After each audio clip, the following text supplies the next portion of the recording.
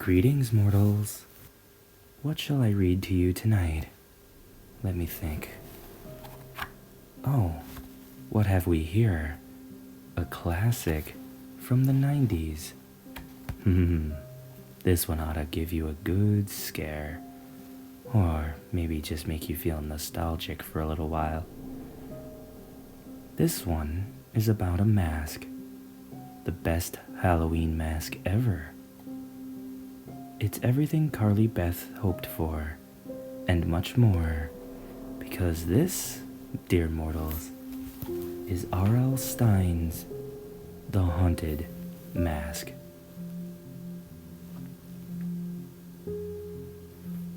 What are you going to be for Halloween? Sabrina Mason asked. She moved her fork around in the bright yellow macaroni of her lunch tray, but didn't take a bite. Carly Beth Caldwell sighed and shook her head. The overhead light of the lunchroom ceiling made a straight brown hair gleam. I don't know, a witch maybe? Sabrina's mouth dropped open. You? A witch? Well, why not? Carly Beth demanded, staring across the long table at her friend. I thought you were afraid of witches, Sabrina replied. She raised a fork full of macaroni to her mouth and started to chew. This macaroni's made of rubber, she complained, chewing hard. Remind me to pack a lunch. I am not afraid of witches, Carly Beth insisted, her dark eyes flashing angrily. You just think I'm a big scaredy cat, don't you? Sabrina giggled. Yes. She flipped her hair back, a ponytail behind her shoulders, with a quick toss of her head. Hey, don't eat the macaroni, really, Carly Beth. It's gross. She reached across the table to keep Carly Beth from raising her fork. But I'm starving, Carly Beth complained. The lunchroom grew crowded and noisy. At the next table, a group of 5th grade boys were tossing a half-full milk carton back and forth. Carly Beth saw Chuck Green ball up a bright red fruit roll-up and shove the whole sticky thing into his mouth. Yuck! She made a disgusted face at him. Then she turned back to Sabrina. I am not a scaredy cat, Sabrina, just because everyone picks on me and Carly Beth. What about last week, remember? At my house? Sabrina ripped open a bag of tortilla chips and offered some across the table. You mean that ghost thing? Carly Beth replied, frowning. That was really stupid. But you believed it, Sabrina said with a mouthful of chips. You really believed my attic was haunted. You should have seen the look on your face when the ceiling started to creak and you heard footsteps up there. That was so mean, Carly Beth complained, rolling her eyes. Then you heard footsteps coming downstairs and your face went all white and you screamed, Sabrina recalled. It was only Chuck and Steve. You know I'm afraid of ghosts, Carly Beth said, blushing. And snakes, and bugs, and loud noises, and dark rooms, and witches, Sabrina declared. I don't see why you have to make fun of me, Carly Beth pouted. She shoved her lunch tray away. I don't see why everyone thinks it's so much fun to try to scare me. Even you, my best friend. I'm sorry, Sabrina said sincerely. She reached across the table and squeezed Carly Beth's wrist in reassurance. You're just so easy to scare, it's hard to resist. Here, want some more chips? She shoved the bag toward Carly Beth. Maybe I'll scare you one day, Carly Beth threatened. Her friend laughed. No way. Carly Beth continued to pout. She was 11, but she was tiny, and with her round face and short stub of a nose, which she hated and wished she grew longer, she looked younger. Sabrina, on the other hand, was tall, dark, and sophisticated looking. She had straight black hair tied to her head in a ponytail, with enormous dark eyes. Everyone who saw them together assumed that Sabrina was 12 or 13, but actually Carly Beth was a month older than her friend.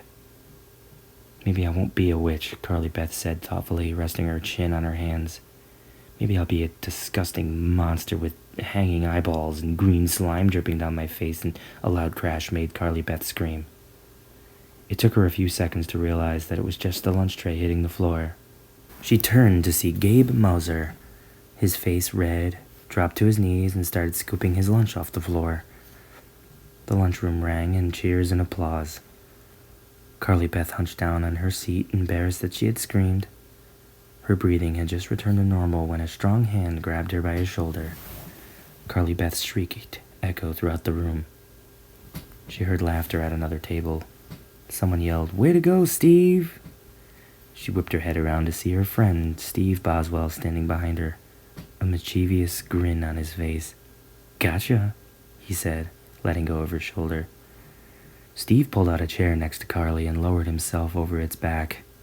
His friend, Chuck Green, slammed his book bag onto the table and then sat down next to Sabrina. Steve and Chuck looked so much alike they could have been brothers. Both were tall and thin with straight brown hair, and when they usually hid under baseball caps. Both had dark brown eyes and goofy grins. Both wore faded blue jeans and dark-colored long-sleeve t-shirts, and both of them loved to scare Carly Beth. They loved to startle her, to make her jump and shriek. They spent hours dreaming up of new ways to frighten her. She vowed every time that she would never fall for one of their stupid tricks again, but so far they won every time. Carly always threatened to get them payback, but in all the time they had been friends, she had never been able to think of anything good enough.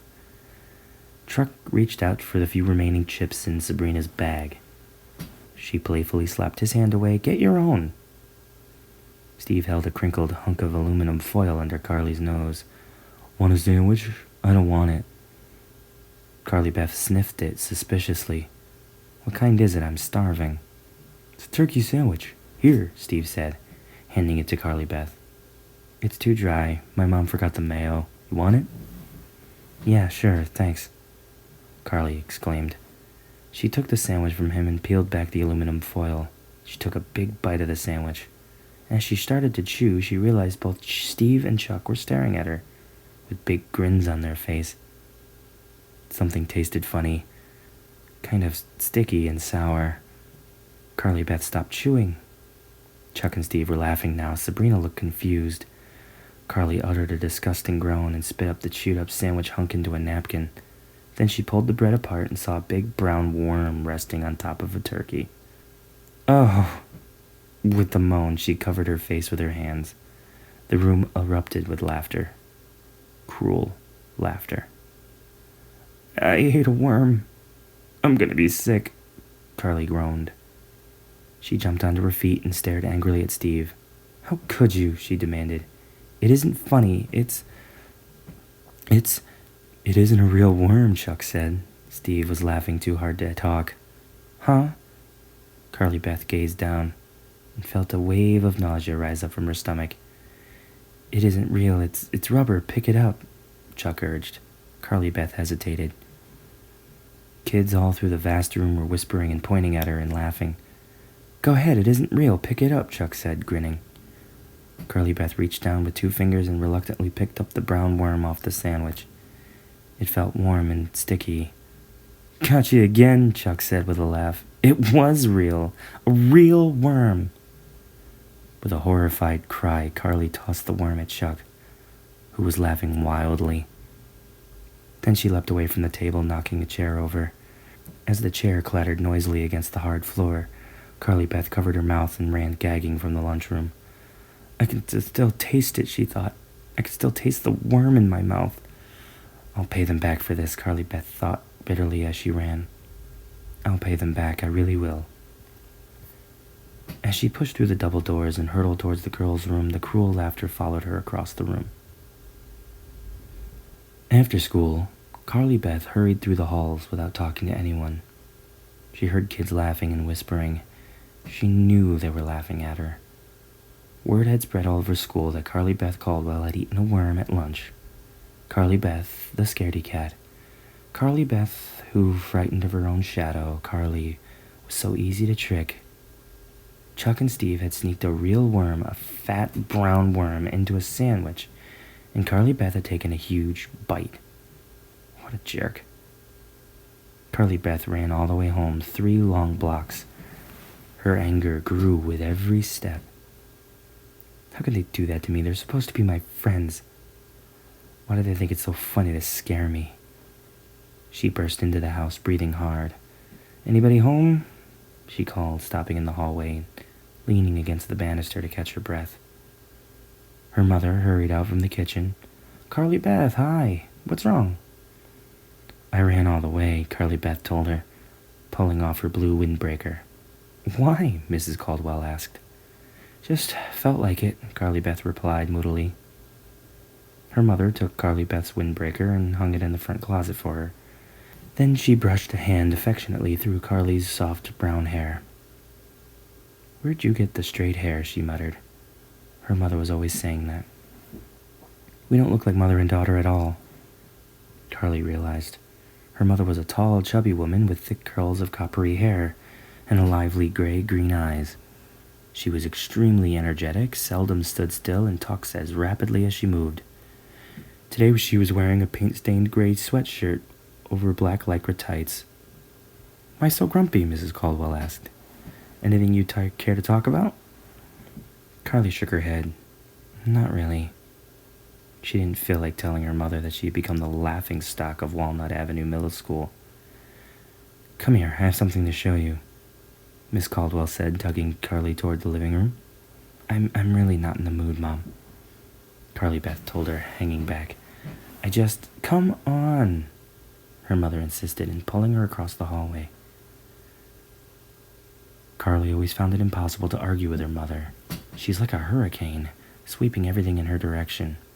"Look," Mrs. Caldwell declared, grinning and gesturing at the mantelpiece. Carly followed her mother's gaze to the mantel and cried out in surprise. "It's a head." "Not just any head," Mrs. Caldwell said, beaming. "Come on, take a closer look."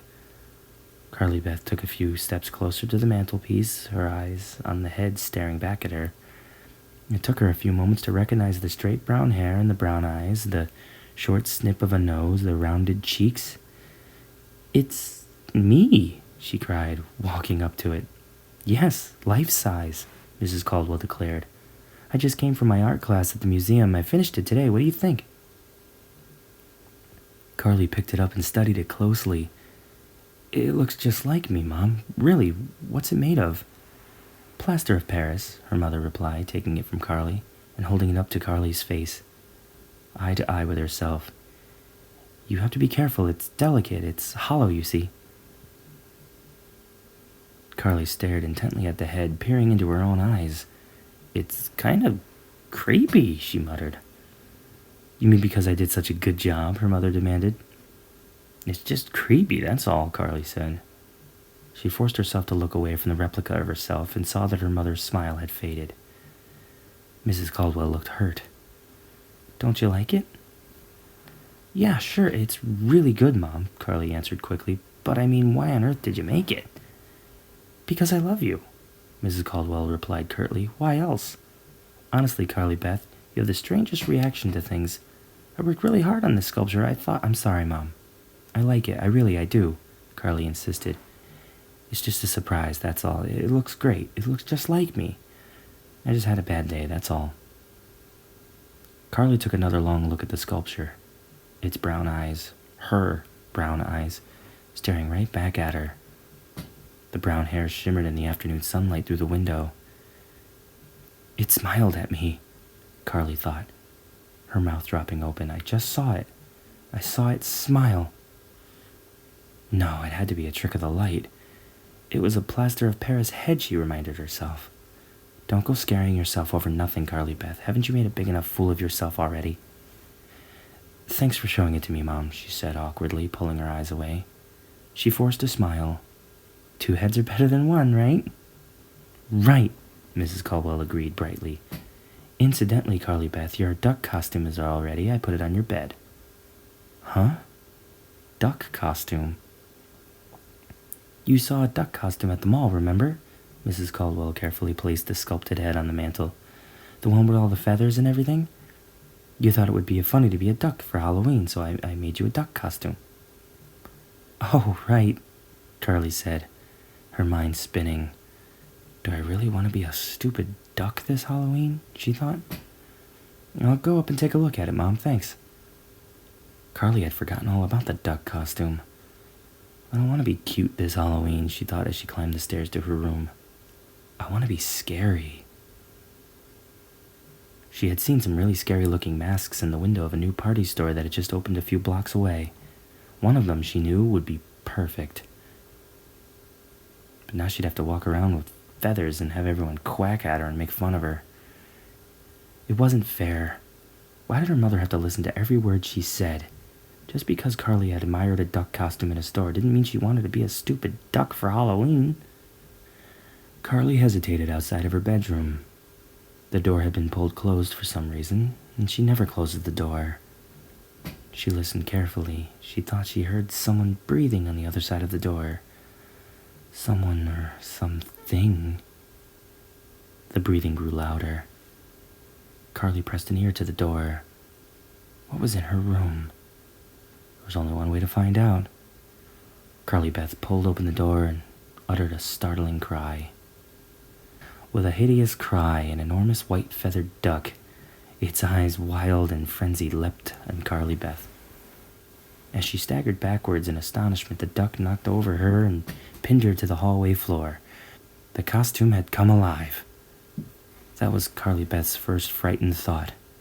And then she realized the truth. "Noah, get off me," she demanded, trying to push her big duck off her chest. The white feathers brushed against her nose. "Hey, that tickles," she sneezed.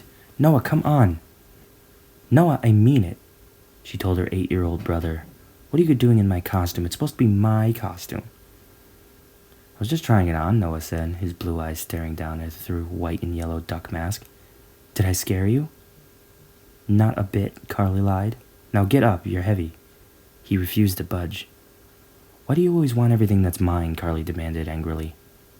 "I don't," he replied. "And why do you think it's so funny to try to scare me all the time?" she asked. "I can't help it if you get scared every time I say boo," he replied nastily. "Get up!" He quacked a few more times, flapping the feathery wings. Then he climbed to his feet. "Can I have this costume? It's really neat." Carly Beth frowned and shook her head. "You got feathers all over me, you molting." "Molting? What does that mean?" Noah demanded. He pulled off the mask. His blonde hair was damp from sweat and matted against his head. "It means you're going to be a bald duck," Carly told him. "I don't care. Can I have this costume?" Noah asked, examining the mask. "It fits me, really." "I don't know," Carly told him. "Maybe." The phone rang in her room. "Get lost, okay? Go fly south for the winter or something," she asked, and hurried to answer the phone. As she ran to her desk, she saw white feathers all over her head. The costume will never survive till Halloween, she thought. She picked up the receiver. "Hello? Oh, hi, Sabrina. Yeah, I'm okay." Sabrina had called to remind Carly Beth that the school science fair was tomorrow, and she had to finish their project, a model of a solar system constructed with ping-pong balls. "Come over after dinner," Carly Beth told her. "It's almost finished. We have to paint it. My mom said she'll help us to take it to school tomorrow." They chatted for a while. Then Carly confided, "I was so mad, Sabrina, at lunch today. Why do Chuck and Steve think it's funny to keep doing things like that?" Sabrina was silent for a moment. "I guess it's because you're so scareable, Carly." "Scareable?" "You scream so easily," Sabrina said. "Other people get scared, but they're more quiet about it. You know Chuck and Steve, they really don't mean to be mean, they just think it's funny." "Well, I don't think it's funny at all," Carly replied unhappily, "and I'm not going to be scareable anymore. I mean it. I'm not ever going to scream or get frightened again."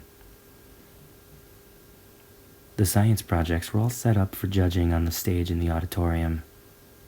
Mrs. Armbuster, the principal, and Mr. Smith, the science teacher, walked from display to display, making notes on their clipboards. Their solar system, as designed by Carly and Sabrina, had survived the trip to school in pretty good shape. Pluto had a slight dent in it, but the girls had struggled unsuccessfully to straighten it out, and Earth kept coming loose from its string and bouncing across the floor, but both girls agreed that the display looked pretty good. Maybe it wasn't as impressive as Martin Goodman's project.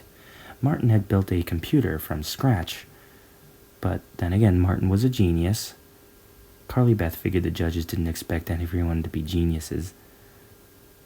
Looking around the crowded, noisy stage, Carly Beth saw another interesting project.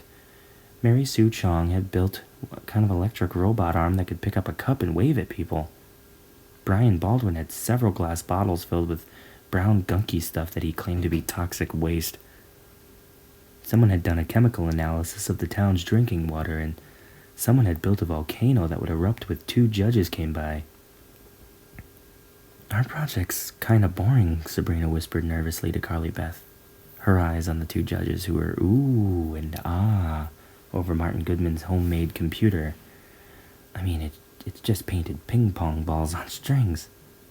I like our project, Carly insisted. We worked hard on it. I know, Sabrina replied fretfully. It's just kinda boring. The volcano erupted, sending up a gusher of red liquid. The judges appeared impressed. Several kids cheered. Uh-oh, here they come, Carly Beth had whispered, jamming her hands into her pockets. Mrs. Armbuster and Mr. Smith, smiles plastered across their faces, were coming closer.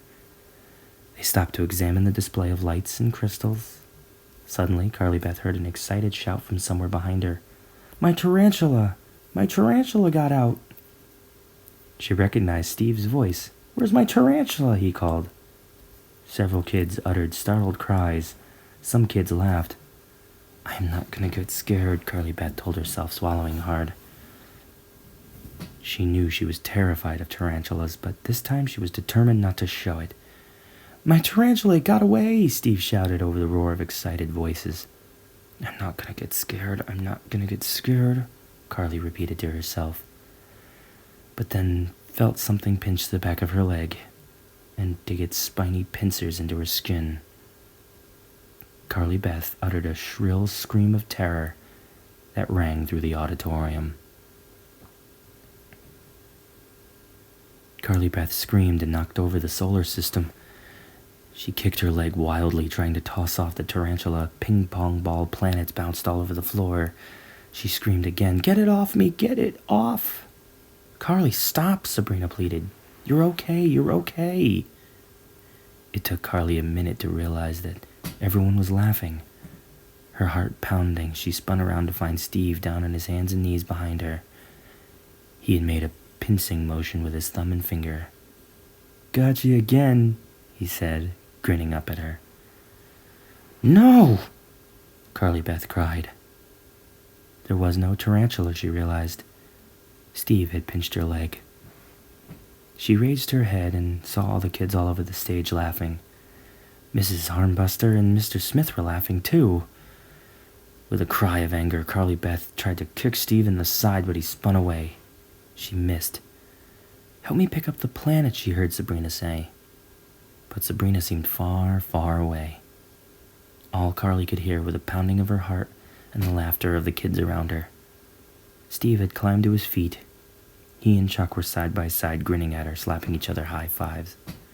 Carly, help me, Sabrina pleaded. But Carly spun away, jumped off stage and ran, escaping the dark auditorium. I'm gonna pay Steve and Chuck back, she vowed angrily, her sneakers thudding loudly on the concrete aisle. I'm gonna scare them, really scare them. But how? Okay, what time should I meet you? Carly asked, cradling the phone between her chin and shoulder. On the other side of the line, Sabrina considered for a moment. About 7:30. It was Halloween. The plan was to meet at Sabrina's house, then go trick-or-treating through the entire neighborhood. The earlier the better, we'll get more candy, Sabrina said. Did Steve call you? Yeah, he called, Carly Beth replied. Did he apologize? Yeah, he apologized, Carly muttered, rolling her eyes. Big deal, I mean, he already made me look like a jerk in front of the whole school. What good's an apology? I think he felt bad, Sabrina replied. I hope he felt bad, Carly exclaimed. It was so mean. It was a dirty trick, Sabrina agreed. And then she added, but you'll have to admit it was kind of funny. I don't have to admit anything, Carly snapped. Has it stopped raining? Sabrina asked, changing the subject. Carly pulled back the curtain at a glance in her bedroom window. The evening sky was charcoal gray. Dark clouds hovered low, but the rain had stopped. The streets glistened wetly under the dark street lamp. No rain. I've got to go. See you at 7:30, Carly said, speaking rapidly. Hey, wait. What's your costume? Sabrina demanded. It's a surprise, Carly told her and hung up. It'll be a surprise to me, too, she told herself, glancing unhappily at the feathery duck costume rolled up on a chair in the corner. Carly Beth's plan had been to go to the new party store after school and pick out the ugliest, most disgusting, scariest mask they had. But her mother had picked her up after school and insisted they stay home and watch Noah for a couple of hours. Mrs. Caldwell hadn't returned until 5:15. Now it was nearly 5:45, and there was no way the party store would still be open. Carly Beth thought, frowning at the duck costume. "Quack, quack," she said miserably. She walked into the mirror and ran a hairbrush through her hair. Maybe it's worth a try, she thought. Maybe these stores stay open late on Halloween. She pulled open the top dresser drawer and took out her wallet. Did she have enough money for a good scary mask? $30. Her life savings. She wadded up the bills and stuffed them into her wallet. Then, jamming the wallet into her jeans, she grabbed her coat and hurried downstairs out the front door. The evening air was cold and damp. Carly struggled to zip up her coat as she jogged toward the party store. The house next door had glowing jack-o'-lanterns in the front window. The house in the corner had paper skeletons strung up across the front porch. The wind howled through the bare trees. The branches above her head shook and rattled like bony arms. What a creepy night, Carly thought. She started running a little faster. A car rolled silently by, sending harsh white light floating across the sidewalk like a bright ghost. Glancing across the street, Carly saw the old Carpenter mansion looming over its dark, weed-choked lawn. Everyone said the ramshackle old house was haunted by people who had been murdered. Once, Carly Beth had heard a frightening howl coming from the old mansion when she was Noah's age. Chuck and Steve had some other kids had dared each other to go up to the house and knock on the door. Carly Beth had run home instead. She never did find out what the other kids were brave enough to do it. Now, Carly Beth felt a chill of fear as she hurried past the old house. She knew this neighborhood really well. She lived in it her entire life. But tonight it looked different. Was it the wet glow of the rain? No, it was the heavy feeling in the air, a heavier darkness, the eerie orange glow of the grinning pumpkins in the window, the silent cries of ghouls and monsters waiting to float into the night to celebrate Halloween. Trying to force all the scary thoughts from her mind, Carly Beth turned to the corner. The little party store came into view. The windows were lighted, revealing 2 rows of Halloween masks staring into the street. But was it open? Crossing her fingers, Carly Beth waited for a truck to rumble past, then eagerly jogged across the street. She stopped for a second to examine the masks in the window. There was a gorilla mask, monster mask, some sort of blue-haired alien mask. Pretty good, she thought. These are pretty ugly, but probably scarier inside. The lights were on in the store. She peered through the glass door and she tried turning the knob. It didn't move. She tried again. She tried pulling the door. She tried pushing. No way. She was too late. The store was closed.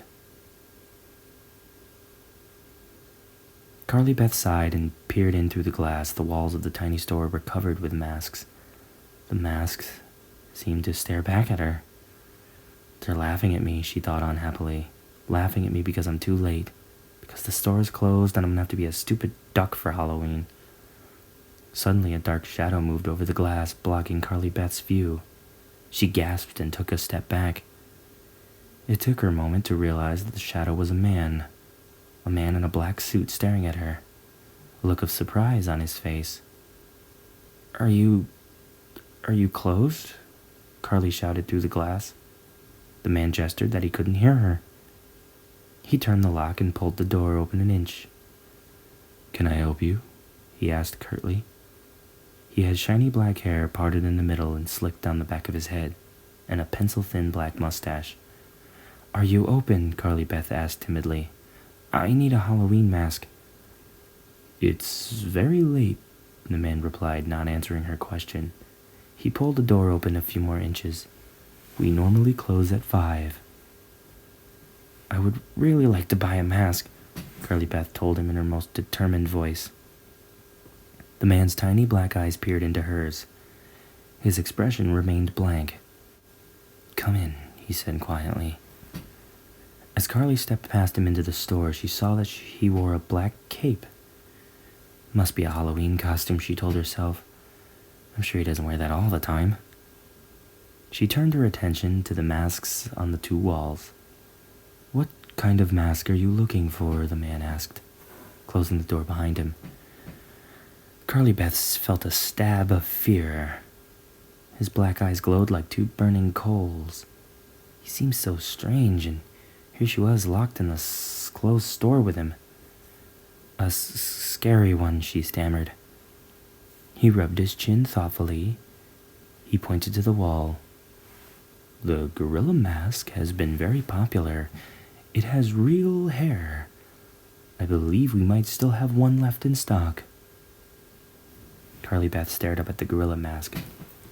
She didn't really want to be a gorilla. It was too ordinary. It wasn't scary enough. Do you have anything scarier? He flipped his cape back over his shoulder of his black suit. How about that yellowish one with the pointy ears, he suggested, pointing. I believe it's some sort of Star Trek character. I have a few of them, I believe. No, Carly Beth shook her head. I need something really scary. A strange smile formed under the man's thin mustache. His eyes burned into hers, as if he's trying to read her thoughts. Look around, he said, with a sweep of his hand. Everything I have left in stock is up on the walls. Carly Beth turned her gaze into the masks. A pig mask with a long, ugly tusk and blood trickling from the snout caught her eye. Pretty good, she thought, but not quite right. A hairy werewolf mask with white pointed fangs was hung beside it. Again, too ordinary, Carly Beth decided. Her eyes glanced over a green Frankenstein mask, a Freddy Krueger mask that came with Freddy's hand, complete with long silvery blades for fingers, and an E.T. mask. Just not scary enough, Carly Beth thought, starting to feel a little desperate. I need something that will make Steve and Chuck die of fright. Young lady, I'm afraid I must have to ask you to make your choice, the man in the cape said softly. He moved behind the narrow counter at the front and was turning a key to the cash register. We really are closed, after all. I'm sorry, Carly Beth started. It's just that the phone rang before she could finish explaining. The man picked it up quickly and began talking in a low voice, turning his back to Carly Beth. She wandered toward the back of the store, studying the masks as she walked. She passed a black cat mask with long, ugly yellow fangs, a vampire mask with bright red blood trickling from its lips, Uncle Fester from the Addams Family. Not right, Carly Beth thought, frowning. She hesitated when she spotted a narrow door slightly open to the back of the store. Was there another room? Were there more masks back there? She glanced to the front. The man, hidden behind his cape, still had his back to her as he talked on the phone. Carly Beth gave the door a hesitant push to peek inside.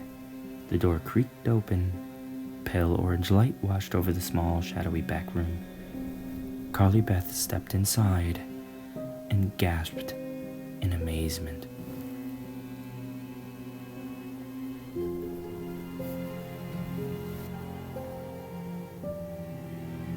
That's all for now, my dear mortal friends. Thank you for stopping by and for your continued support of Mortica and the podcast. We couldn't do it without you. Until next time, stay scared.